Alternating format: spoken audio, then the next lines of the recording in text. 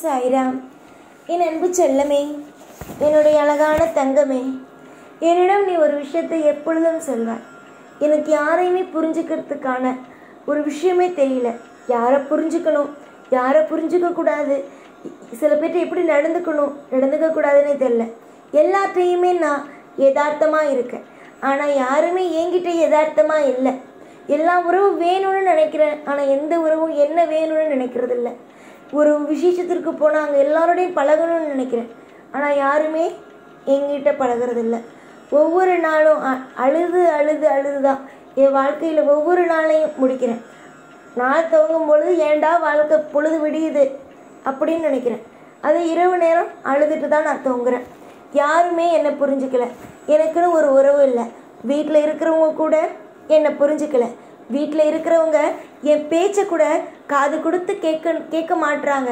நான் எல்லாத்தையும் எல்லா விஷயத்தையும் பகிரணும் அப்படின்னு நினைப்பேன், ஆனால் யாருமே நான் பகிர்ந்துக்கக்கூடிய விஷயத்த கேட்குறதில்ல அப்படின்னு நான் நினைக்கிறேன். அம்மா, முதல்ல ஒரு விஷயத்த உனக்காக நான் சொல்கிறேன். என்ன அப்படின்னா, ஒரு விஷயத்த பகிர்ந்துக்கணும் அப்படின்னு நினைக்கிறேன். அப்படி இருக்கிறவங்க இங்கே ரொம்ப கம்மி தான். ஏன் அப்படின்னா, இங்கே ஒளிவு மறைவு தான் அதிகமாக இருக்குது. யார்கிட்டையும் எதையும் சொல்லக்கூடாதுன்னு நினைக்கிறாங்க. சொன்னால் கண்ணு பட்டுடும்னு நினைக்கிறாங்க.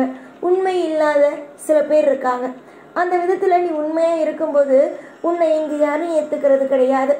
ஏன்னா நீ நல்ல பிள்ளை, நல்ல வழியில் போகிற. அப்படிங்கும்போது யாருமே ஏற்றுக்கிறது கிடையாது. அதனால உன்னை ஒதுக்குறாங்க. உனக்கு ஒரு விஷயத்த பகிர்ந்துக்கணும், மனசு பாரமாக இருக்கு, பேசணும், உனக்கு ஆறுதல் வேணும் அப்படின்னா ஒன்றுமே இல்லை. நீ எங்கேயும் போக வேண்டாம், யார்கிட்டையும் பேச வேணாம். நேராக கண்ணாடிக்கு போ. கண்ணாடிக்கு போய் உன்னுடைய உட்காந்து உனக்கு எதிர்த்தாப்புல உன்னுடைய முகமே தெரியும். உன் வாழ்க்கையில் என்ன பகிரணும்னு நினைக்கிறியோ அந்த கண்ணாடிக்கிட்ட பகிரு. அழுகணும்னு தோணுதா, அழுதுடு. கண்ணாடிக்கிட்டே அழு. புரிஞ்சுதா? கண்ணாடிக்கிட்டே அழு. நீ அழுகிறத நீயே பார், எவ்வளோ பெரிய கஷ்டமாக இருக்குன்னு பார். புரிஞ்சுதா? நீ கண்ணாடிக்கு நேராக பார்க்காம, நீ அழும்போது எதையும் பார்க்காம இருக்கிறதுனால தான் உன்னுடைய முகத்தில் எவ்வளோ வேதனை இருக்குங்கிறது உனக்கு தெரிய மாட்டேங்குது. உன்னை நீ எவ்வளோ வருத்திக்கிறங்கிறது உனக்கு தெரிய மாட்டேங்குது.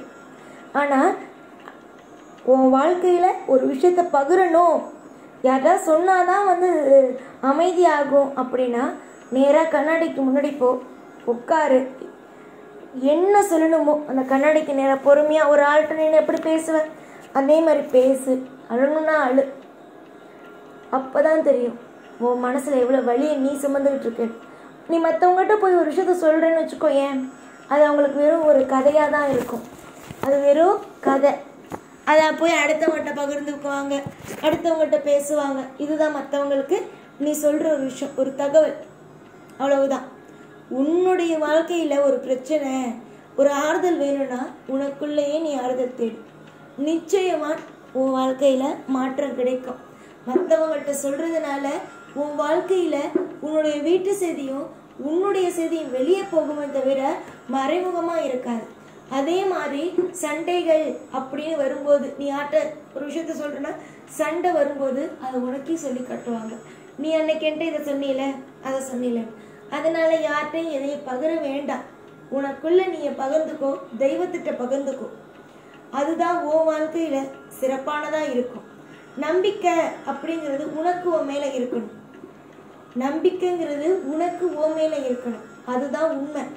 நீ ஒரு விஷயத்த போய் வெளியில சொல்ற அப்படிங்கும்போது அவங்க உன்னுடைய பேச்ச ஒரு சாதாரணமா பார்ப்பாங்க.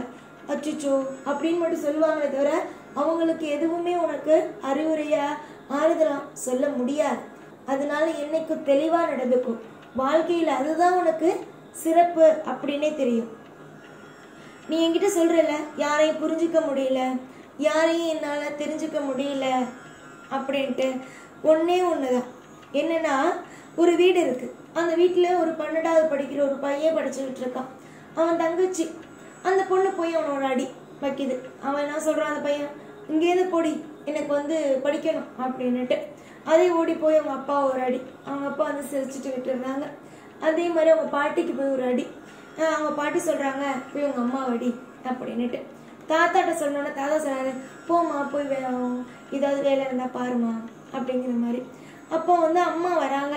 அம்மா வந்துட்டு இருக்கும்போது அம்மாவுக்கும் ஒரு அடி இப்படி கொடுக்குது. இந்த பொண்ணு விளையாடுது அப்படின்னு நினைக்கிறாங்க. எல்லாரும் நினைக்கிறது விளையாடுது. நீங்களும் இப்படி தானே நினைச்சிங்க. ஆனால் இல்லை, எல்லாரும் மேலேயும் கொசு உட்காந்துது. அந்த கொசுவை தான் அடிச்சுது அந்த பிள்ளை. ஆனால் அங்கே இருக்கிறவங்க இது ஏதோ விளையாடுது, அடித்து விளையாடுது அப்படின்னு நினச்சி அந்த பிள்ளைய நினச்சாங்க. ஆனால் அந்த பிள்ளை என்ன செய்யுது அப்படிங்கிறது யாரும் புரிஞ்சிக்க முடியாது. அதே மாதிரி தான் உன் மனசுக்குள்ள என்ன இருக்குன்னு மற்றவங்களுக்கு புரியாது, மற்றவங்க என்ன நினைக்கிறாங்கன்னு உனக்கு புரியாது. அதனால யாரும் புரிஞ்சுக்க வேண்டாம். ஏன்னா புரிஞ்சிக்க முடியாது.